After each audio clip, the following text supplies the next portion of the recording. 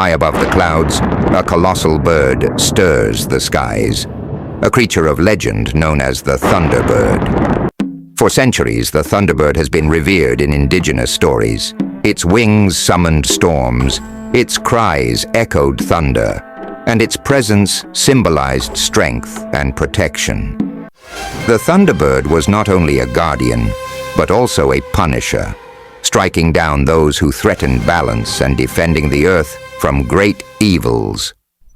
Could the legend be rooted in reality?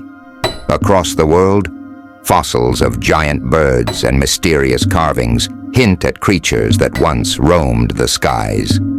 Even today, stories persist. Farmers, pilots, and adventurers tell of massive birds seen above the clouds, their wings spanning the heavens. The Thunderbird remains a symbol of power, mystery, and awe. Is it merely a story, or could the skies still hold its secrets? What do you think? Myth or reality? Please comment and follow for more legendary stories.